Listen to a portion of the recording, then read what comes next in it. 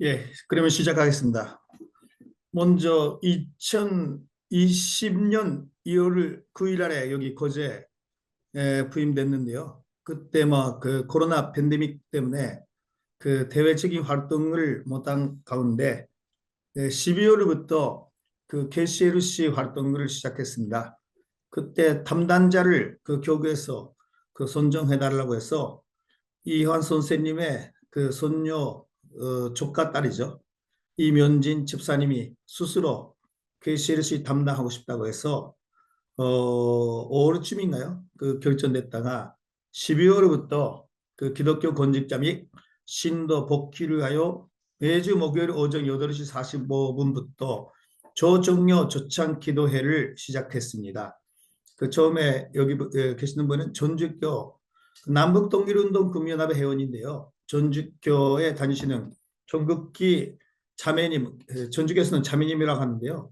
그분을 초청해서 그 아침에 기도회 식사를 했습니다. 네, 뭘 하느냐면 그분들이 초대하는 분들의 신앙 간증이죠. 어떻게 해서 신앙 생활을 하게 되었는지 그 동기 그리고 신앙 고백에 대해서 그냥 계속 일반적으로 듣는 겁니다. 그렇게 해서 앞으로 그 정말로 세계 평화를 위해서 함께 합시다 하면서 기도하고 그렇게 해서 마치는 겁니다. 그 다음에 그 세연수님, 그 다음에 전주교 박재심 자매님, 이분도 남북동일 회원이었는데요. 그 임원까지 하셨는데 그 좀 그만두셨어요.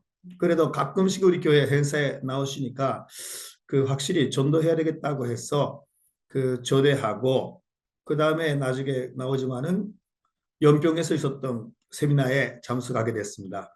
그 다음에 신천지는 뭐 좋아서 그 다른 교회하고도 교류하고 싶어서 그 좋아서 그 왔지만은 신천지하고도 했습니다. 그 다음에 기쁜 소식 성교회 찬스포 교회 김산스 목사님하고 교류가 시작했습니다. 어떻게 교류가 시작됐느냐면 이 교회에 전도사가 네 사람이 우리 교회에 와가지고 그 나를 전도하려고 했는 거죠. 내가 그 당시에는 대단히 감동하고 충격을 받았습니다. 야, 어찌 그 일반 신도, 물론 전도사지만은 그 다른 교회에 목회자를 전도할까 하면서 오히려 정말 감동받으면서 그 앞으로 자주 오시라고 해서 그 의리에서 뽑은 그 식사 시간에 불러서 같이 식사를 한단 말이죠. 그 밥은 사랑이라는 그참 부모님의 말씀이 있기 때문에 그러면서 이 교회하고 그 가까워지면서 이 목사님께서 찾아오셨단 말입니다. 그때부터 교류가 시작하면서 이 내용은 그 기쁜 소식 성교회 잔슨포 교회가 아니라 이거는 마산교회에서 일반 기독교 목회자하고 그 세미나가 있었습니다. 자기들이 주최하는 거기에 제가 일반 기독교 목사님 두 사람하고 같이 세미나에 참석했습니다. 그 처음으로 목사님하고 만나서 대화하는 그 시간입니다. 그 다음에 신천지하고는 그 동일교에 대해서 생각보다 전혀 모르기 때문에 그 내가 그 원리 강의를 뭐 자주 그냥 오기만 하지 말고 자기 주장만 하지 말고 원리 30분 그리고 그 신천지 30분 교류하자고 해서 섭리에 그 계속 교류 원리 세미나 교육이죠. 강의 교류회를 했었습니다. 그런데 섭리의 우선순위를 생각해서 작년 올해 5월 달에 그 이야기를 했습니다. 내년 전원금 입금시까지는 일단 준비하자. 예, 지금 더 급한 일이 있다고 해서 그 선언했습니다. 물론 전화나 교류는 하고 있습니다. 그 다음에 아까 그 기쁜 소식 성교회에서 초대해 주셔가지고 그분들의 경남 권직자 회의에 참석하게 되었는데요. 그 동기가 뭐냐면 그분들이 목회자 회의를 할 때 1시간 정도 성경에 대해서 교육을 한단 말이죠. 거기에 전도해서 나를 아마 역시 그래도 전도하려고 했었는데 좋은 기회가 그때 목회자 20명 정도 모였었는데요. 그쪽에.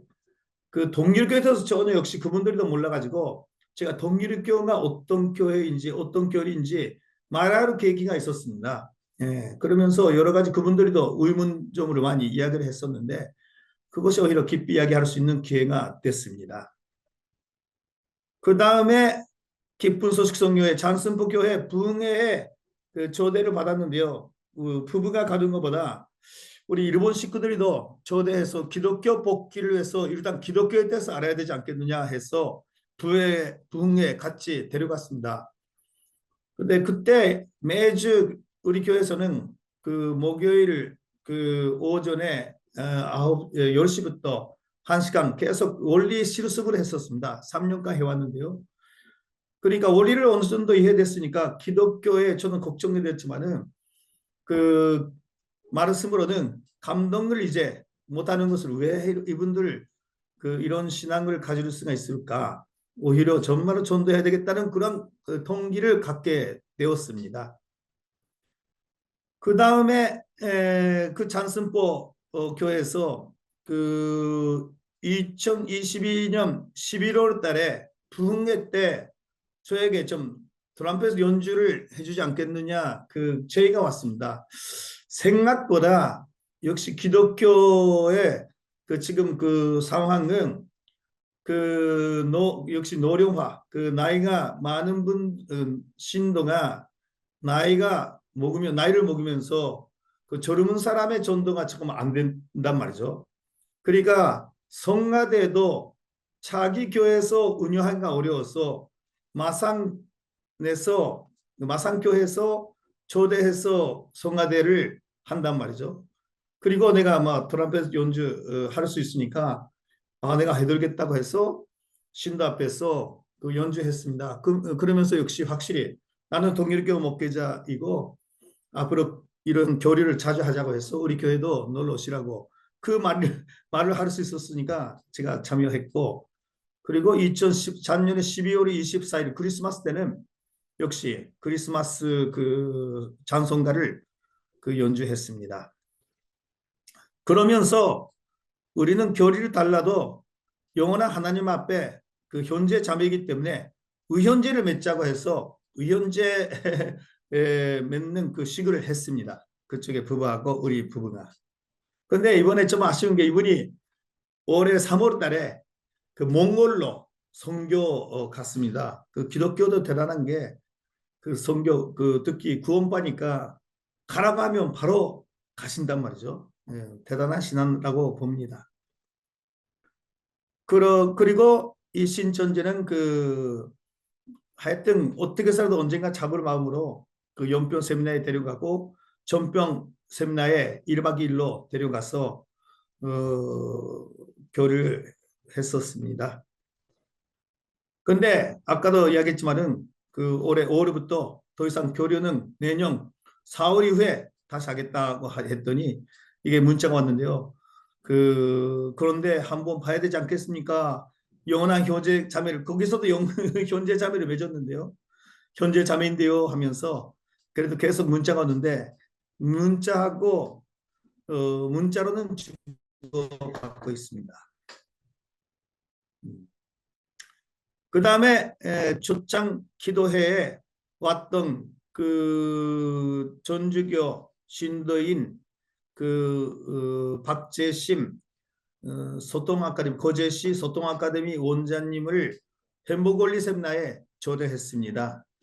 정말로 그 나름대로 그 잠두모림에 대해서 그 자기가 생각했던 거하고는 달리 신앙인으로서 볼 수 있게 되면서 그 후에 평화대사 회장을 좀 맡아주면 좋겠다고 제의했더니 알았다고 해서 받아들이시고 올해 1월부터 지금 평화대사 회장님으로 활동하고 계십니다.